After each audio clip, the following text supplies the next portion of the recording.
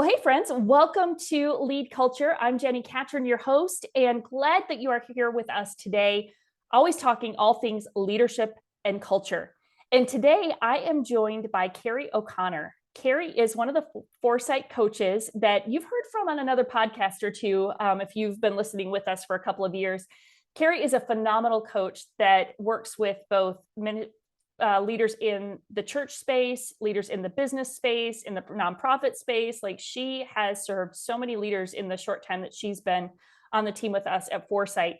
And she just has a phenomenal story and heart for equipping leaders. And so I'm going to let her introduce herself, but I am just excited that Carey's joining me today to talk about a tool that we love working with when we're working with teams. And that is the Working Genius by Patrick Lencioni. I'm guessing a lot of you are familiar with the Working Genius because it's been everywhere. The book just released. Patrick launched it a little over a year ago. We had him speak at Culture Conference in 2021.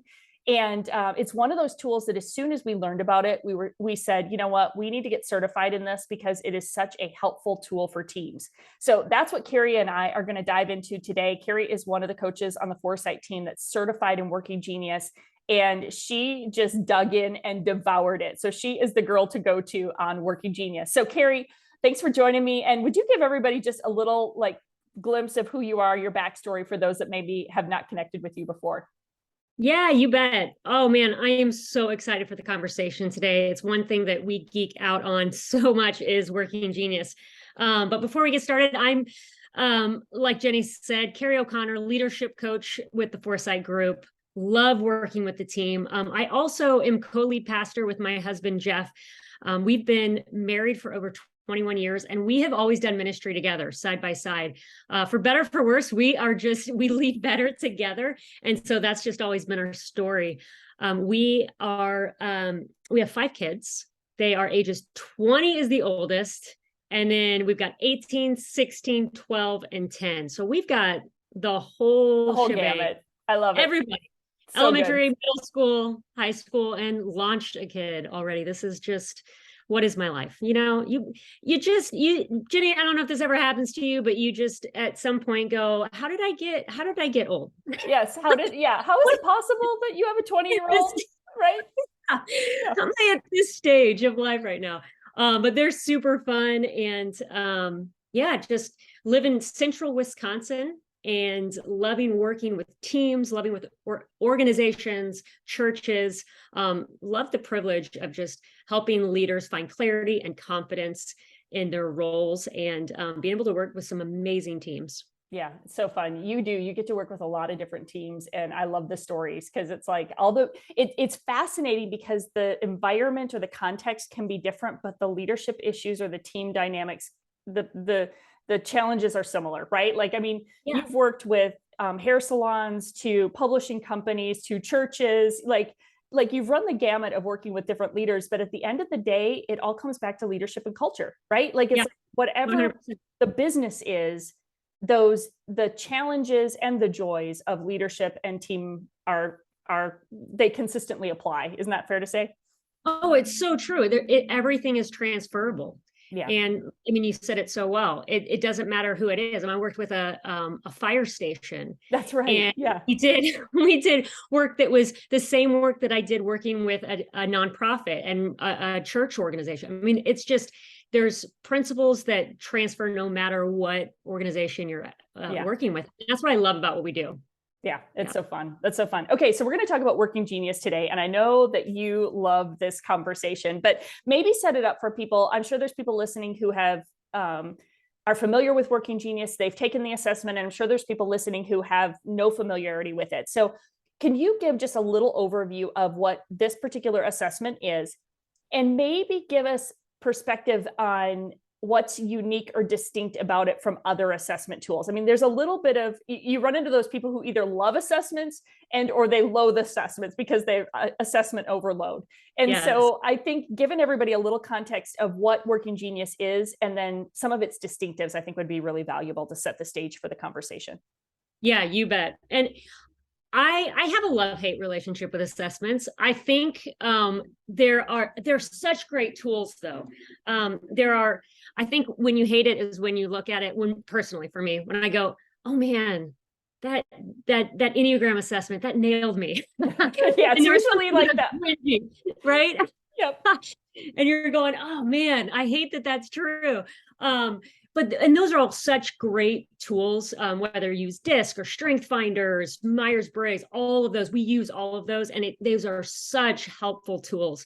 What I love about Working Genius is it's probably 20% personality assessment, but 80% productivity tool. Yeah. And so that's the distinction right there, is that yes, you get into some personality that reflects in the assessment and as you're diving in, but really it is a tool specifically designed for teams. Yes. And so all of the like those other personality assessments are so great to, you can utilize those for teams as you and for your home life and all those things.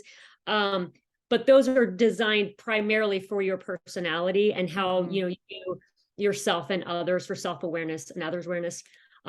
This is designed specifically in the working environment, and which I love for that space of productivity and how teams work best together. Yeah, I love that part of it. And like you said, I'm also equally an assessment junkie, and I love them for different reasons and different purpose. And I'm the first to say, hey, if there's a tool that your team uses and it's common language and it's understood and it's helping with that self-awareness piece and it's helping with the awareness of others, good. Don't just jump ship to the next thing. What I have found about Working Genius, like you said, is it's much more about our productivity as a team. Yes, it gives us a little insight into personality, but it kind of goes the step further where it's like, a lot of the other personality assessments help me understand me and how I interact with you. It's like the Working Genius helps me understand how we do our work together, and what are some of the natural gifts that I have in productivity in the process of work. So dive into that a little bit more and start giving us a little more understanding of that distinction, because I do a lot of times I'll encourage teams. I don't know if you do this, but I'll encourage them. Hey, if you use Enneagram or if you use Strengths Finder, the Working Genius often is a good complement to that one, because then it's going to help us understand how do we do a project together? How do we actually get stuff done together? So unpack that a bit more, Carey. Yeah, and I work with teams who use two different tools. So they'll use Working Genius paired with Enneagram or paired with Myers-Briggs or something like that. Like you said, that's a great pairing together. But as you get into Working Genius, specifically looking at which genius you have, which genius you have two geniuses. So you want me to get into the I was going to say, probably go ahead and explain the genius, the competency, and the frustration piece, so people and that the fact that there's even 6 of them. Give us that picture. Yeah, we'll give you all a baseline here so we know where a launching off point of where we're going here with Working Genius.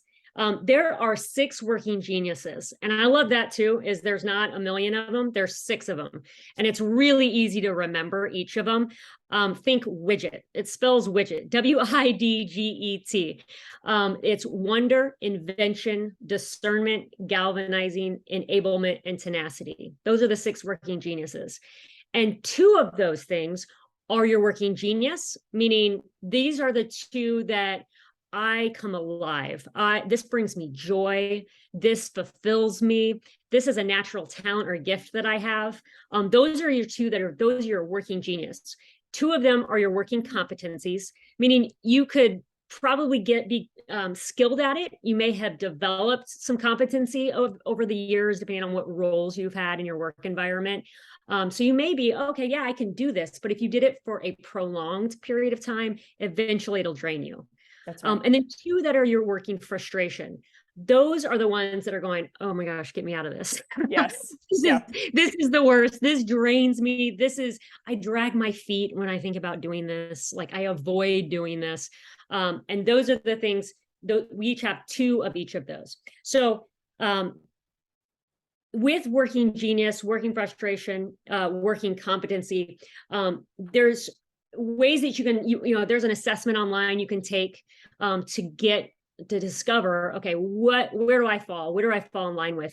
And then once you take that assessment, it'll spit out those results, and then you'll kind of play with it and work with it, going, is this true? Does this actually resonate with me? Yeah. But yeah. I was going to say, I love the fact that when you take the assessment, they even encourage you to do that. It's like, okay, take the assessment, and it's going to tell you, yep, these are probably your two geniuses, your two competencies, your two frustrations, but like leave some room for your own clarity on determining that. And I think there's just some wisdom in that too, because it's like, we know assessment tools kind of get us pointed in the right direction, but they're not always like 100% accurate. So I love that the way they've designed this tool at the table group is they're like, hey, yes, take the assessment. It gets you pointed in the right direction. We think, based upon how you tested, that these are your geniuses, your competencies, and your frustrations, but live with it and make sure that feels accurate to you too. So there's a little bit of both and in that, which I think is valuable.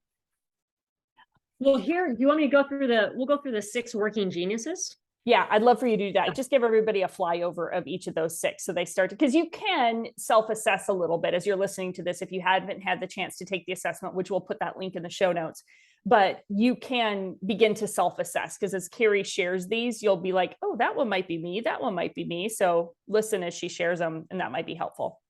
Yeah. So wonder is the first one. Wonder is the genius where those people love to speculate and question. So they like to ask a lot of why questions. They kind of live at that 50,000 foot view going, why are things the way they are? Is there a better way?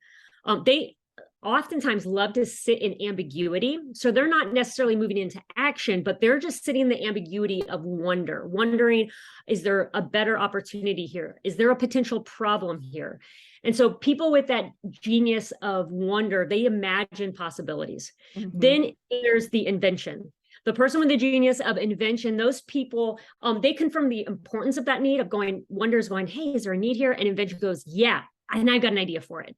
And so people with the gift of invention, they love to invent ideas from scratch.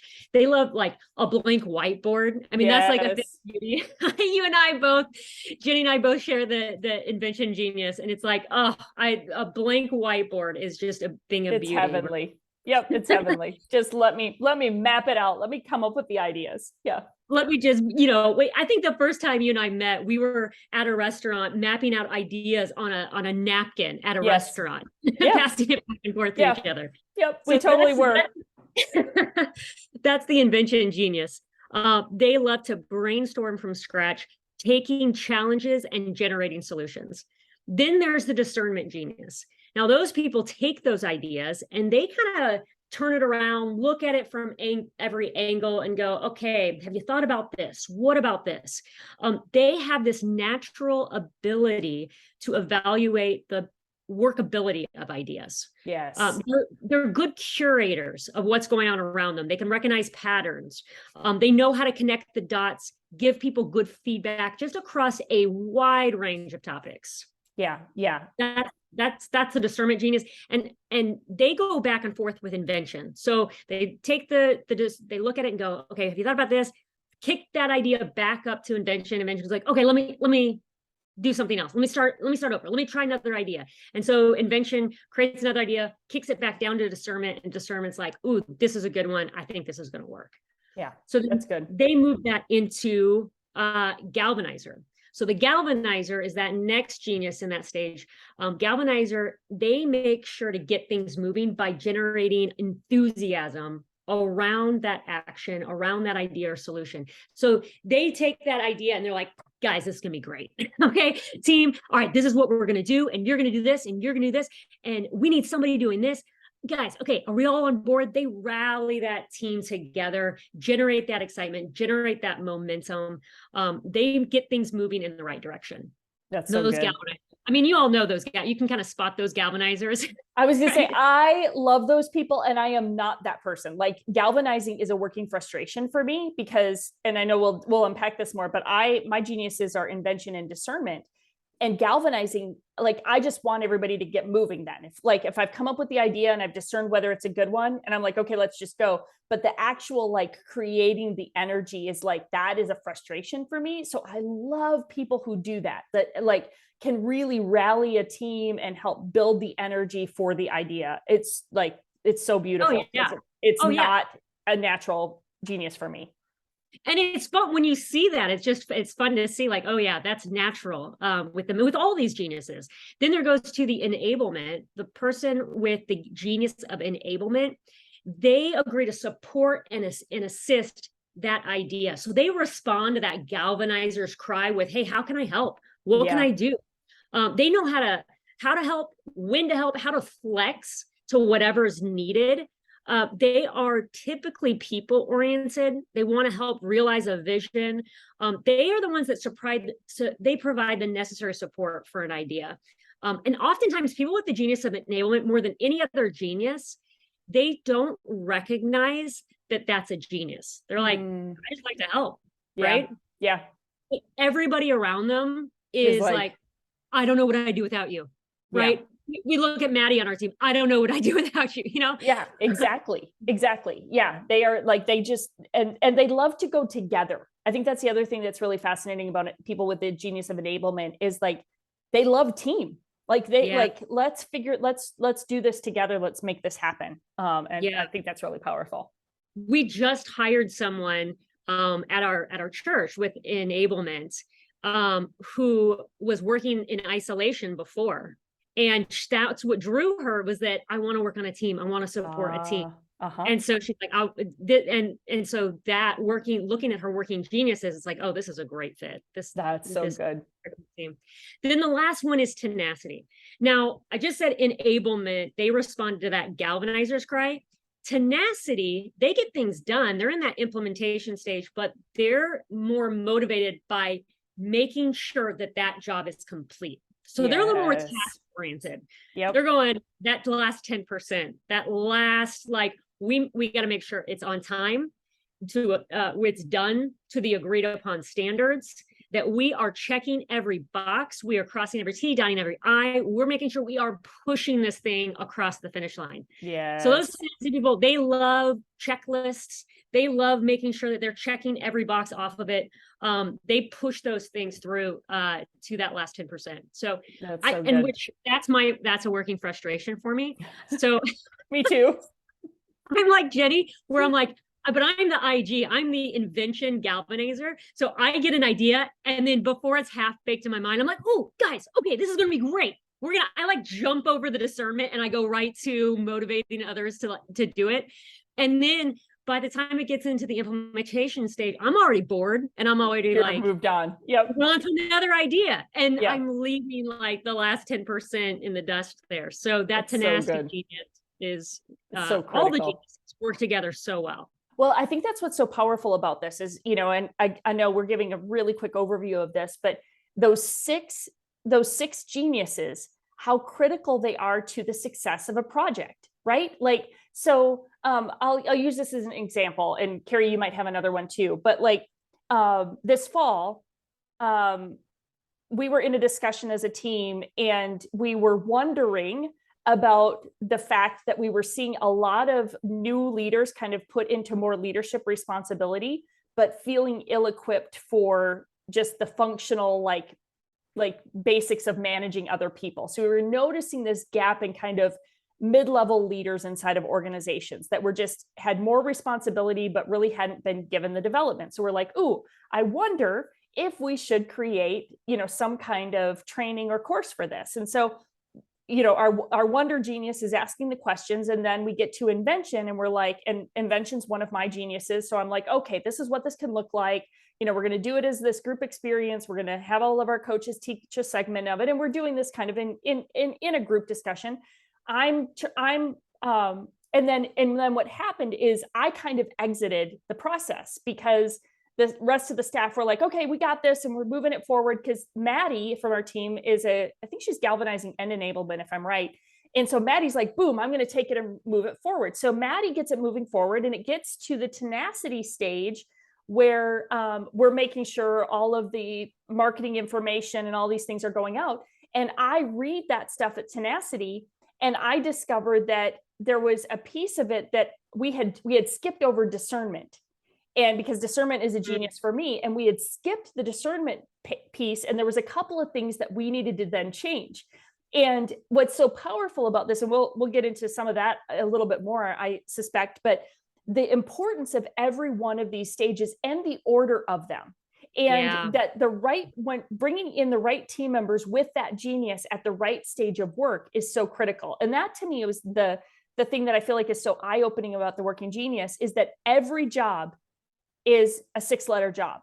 Every job needs each one of these stages. And so being intentional that the person with that genius, or persons, because if you have a larger team, you might have multiple people that have some of those geniuses, but that we don't skip over one of those geniuses in the process, because then it leaves a hole that is going to create disruption later on in the process. So can you speak to that some more, or maybe some more examples where the significance of all 6 is so key?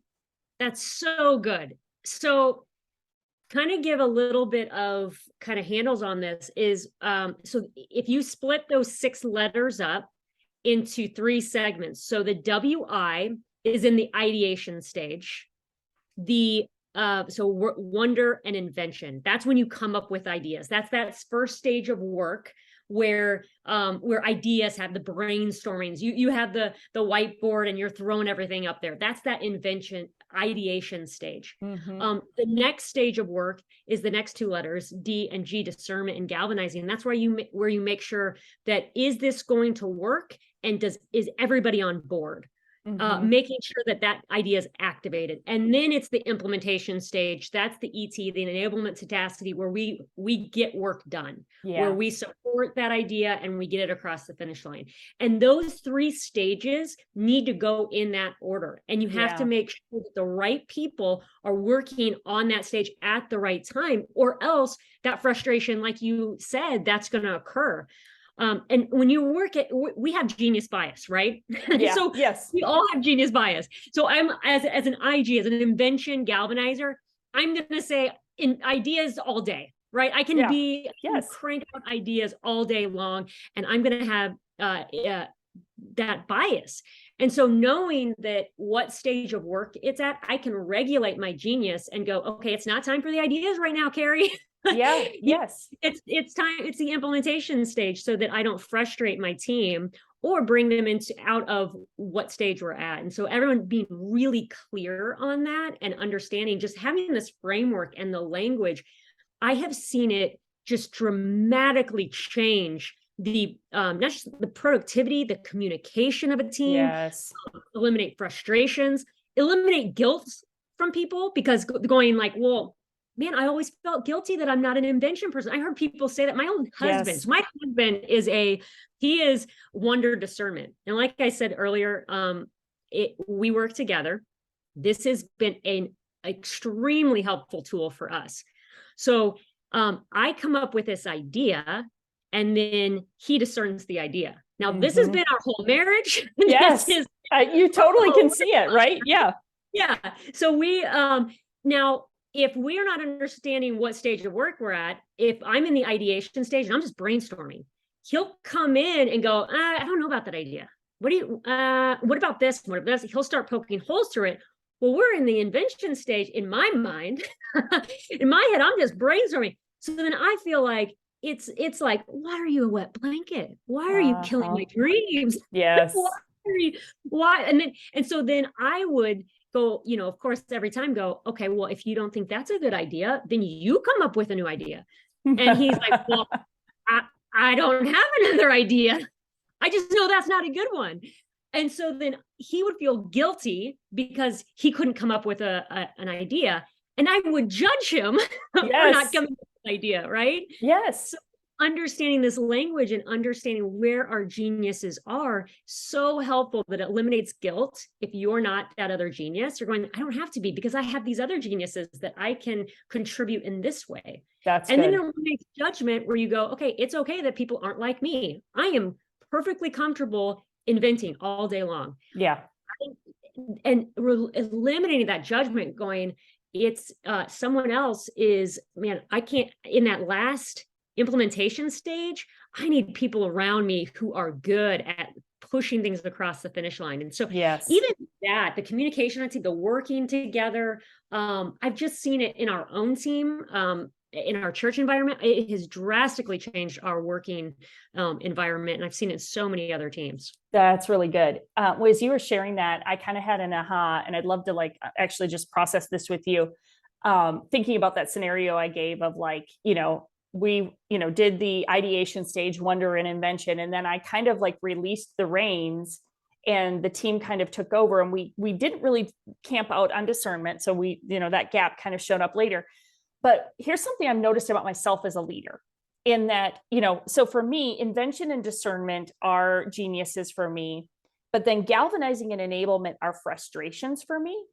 And so what I notice is that once we've invented and discerned, I want to check out because I don't love galvanizing and enablement. And so, and because I have team members who can do it, I can kind of check out. But that might not, what I'm noticing is I think I have to be aware of that, because then I have a competency of tenacity. So then because I've been checked out for the activation stage in the first part of implementation, then I kind of pay attention again at tenacity because I have a competency there.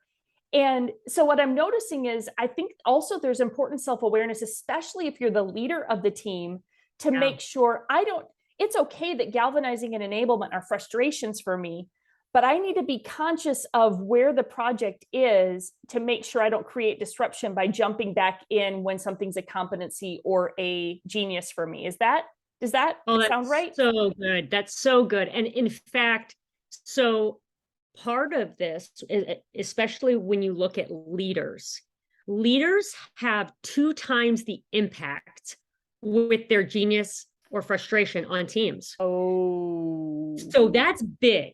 That's huge right there. We have disproportionate influence in general, right? Yeah, for sure. Yep. And so when you look at working genius, working frustration, your genius shows up as 2 times an impact on teams. So even in that illustration, it's going, okay, so I'm going to overemphasize invention and discernment.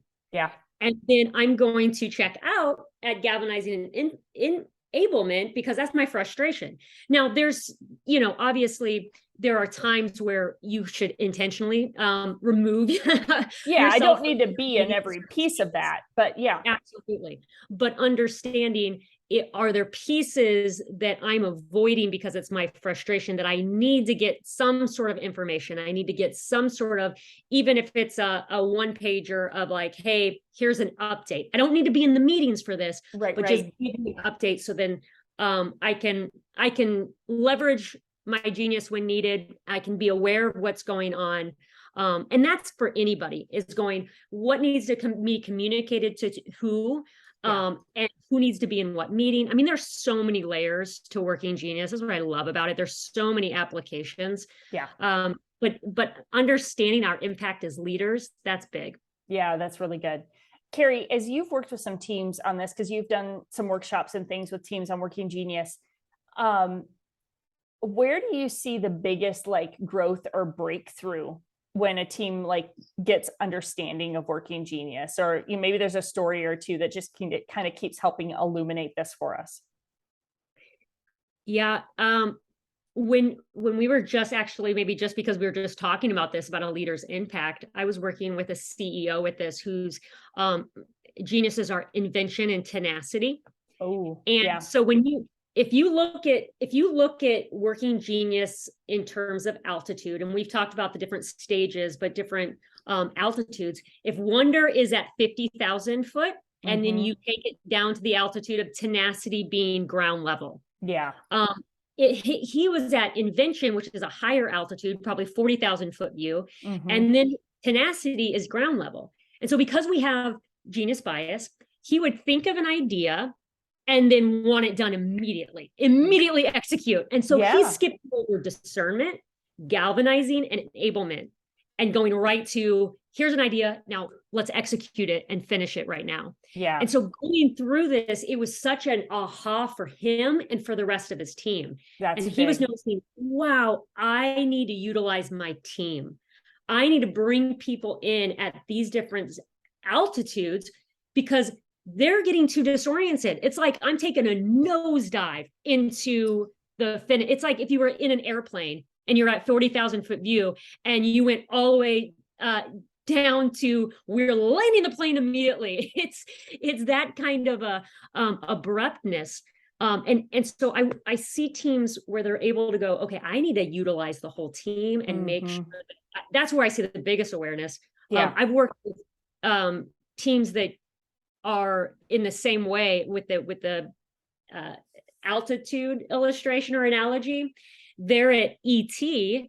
They're at, okay, we're finishing this, just with the example that you showed. And it's like, we're finishing this project. We're landing on the runway. We're already like the wheels are down. Like we are starting to land. And then all of a sudden, invention's like, oh, I got an idea. I'm classic for that. I am classically having to like regulate my genius for that. I'm like, oh guys, no, I have another idea. And that's like sending everybody up into orbit. And you just feel like, oh my gosh, I've got altitude sickness. Everyone's throwing up in the plane. Like, it's so disorienting. Well, and so it's so frustrating for team members, right? And we've all experienced that of the leader who comes in and like, wait, what if we did this? And you're like, we're ready to be done with this project. And now you're bringing in another new idea. Oh my gosh, Right. That awareness with teams, it's like, oh my gosh, this eliminates so much frustration because now I understand. And now we have this language and now we have this process of, okay, these are the stages of work. This is the altitude we're at. And it really helps to eliminate that frustration that we all experience where it's always, it's so common. Carey, how do you coach a leader or a team that maybe has, does the assessment? So, and this is something I'll just mention to the listeners that, you can, again, we'll give you the link to go take the assessment it's workinggenius.com. It's that simple, workinggenius.com to go take the assessment. But once you do that, if you get all of the scores of your team, we can put that in a team map for you. And that's something that Carey or I could do. We'd be happy to do that for free of like, you go take the assessment, get your scores, and then send them to us and we can put it into a team map. And then when you see it in the map, you can kind of see where the gaps are as a whole team. And we noticed that with foresight in that when we first did Working Genius a little over a year ago, it just gave us so much awareness of we were missing somebody with the genius of tenacity.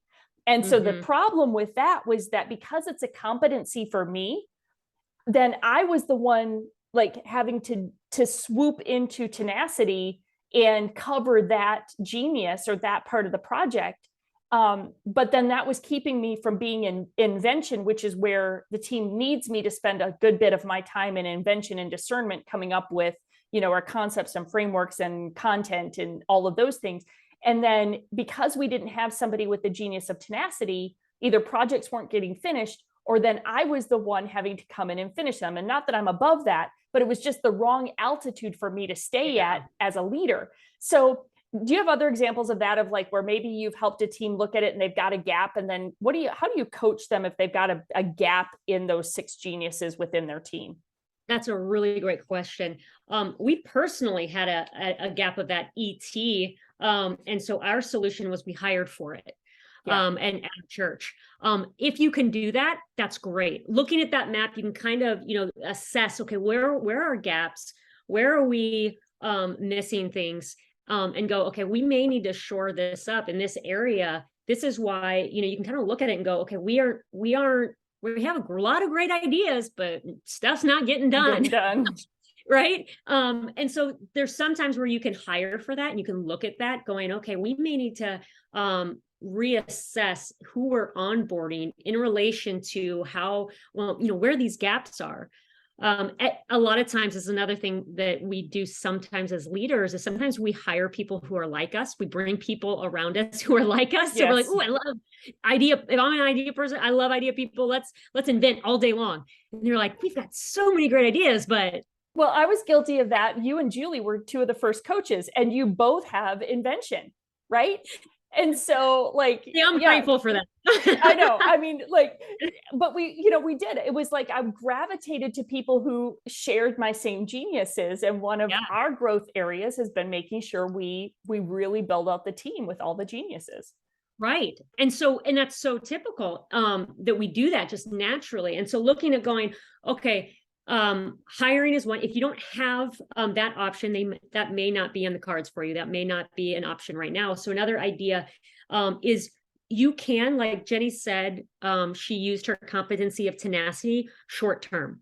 Yeah. Yep. You can use that as a short term solution. Yeah. But Yep. remember that's short term because if Jenni, I'm assuming here that if you did that primarily, if that was your primary thing, is to do tasks and projects that require tenacity, it would eventually burn you out if you had to do that for a prolonged period. Yeah, it would prolonged period. It would wear me out just as an individual. And then secondarily, and this is probably a whole nother discussion for a part two, because we were like, I'm like, oh, I could keep going on this.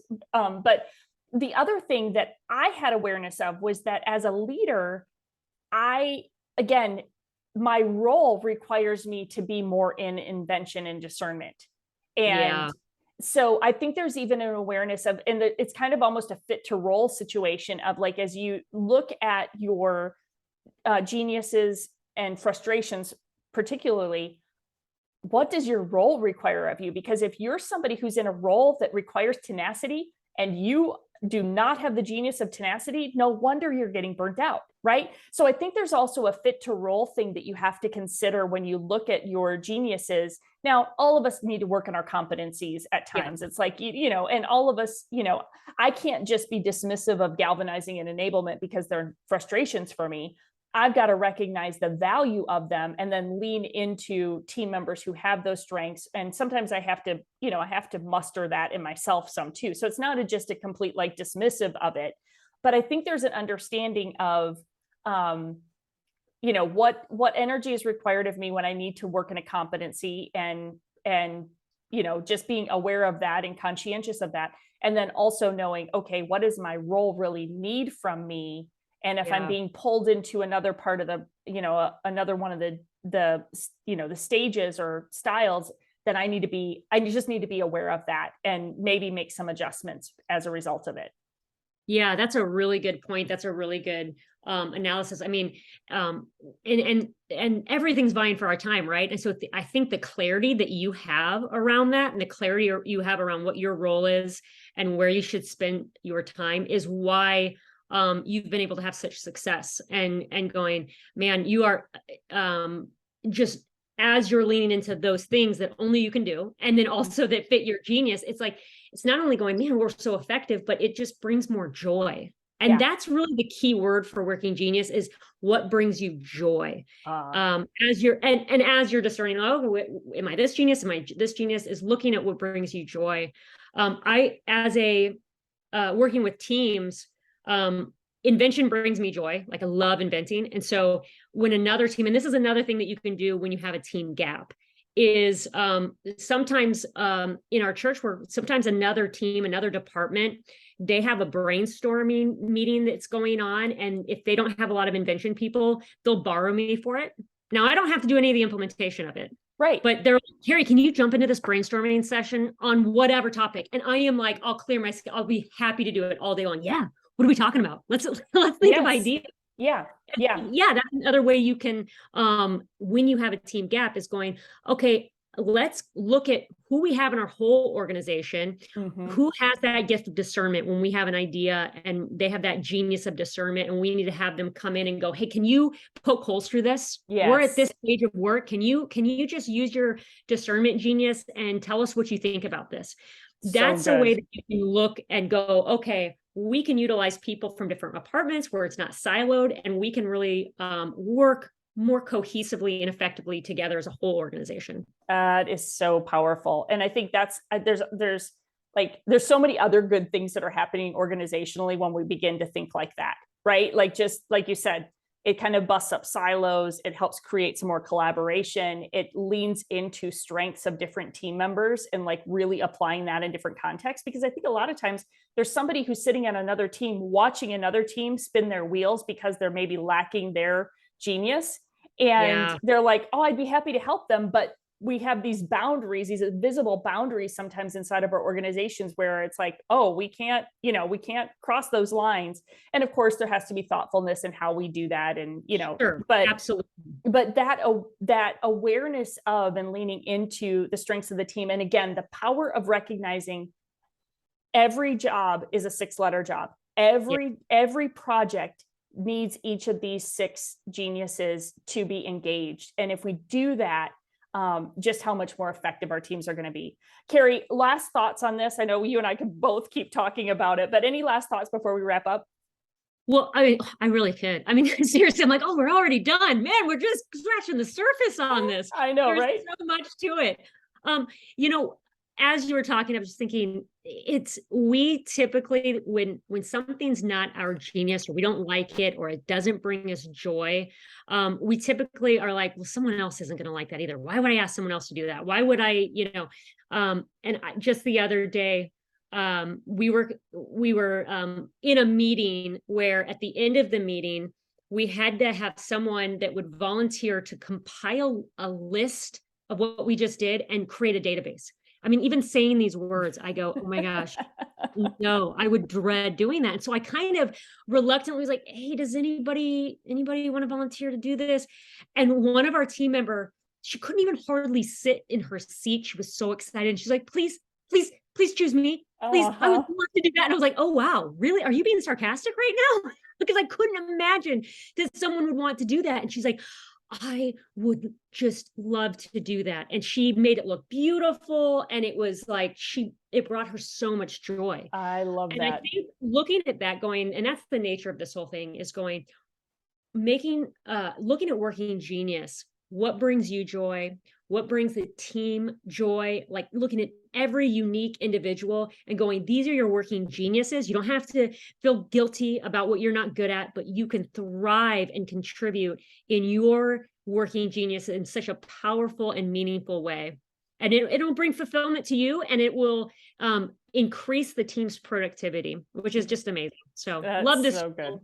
And love working with teams to see that happen in real time. Oh, I love that so much. It's so good. I'm sure we've got everybody thinking a lot about this. If you've taken the Working Genius, we'd love to know. Email us at podcast@getforesight.com just to tell us what you're learning and how the Working Genius has benefited you or your team. If you are curious about the Working Genius, maybe haven't had a chance to check it out, you can go to workinggenius.com and get the assessments there. And if you do that and you would like Carey or I to do a team map for you, just again, email us at podcast@getforesight.com and we will have you send us all your results, and then we'll throw that in a team map and send it back to you. We're happy to do that complimentary.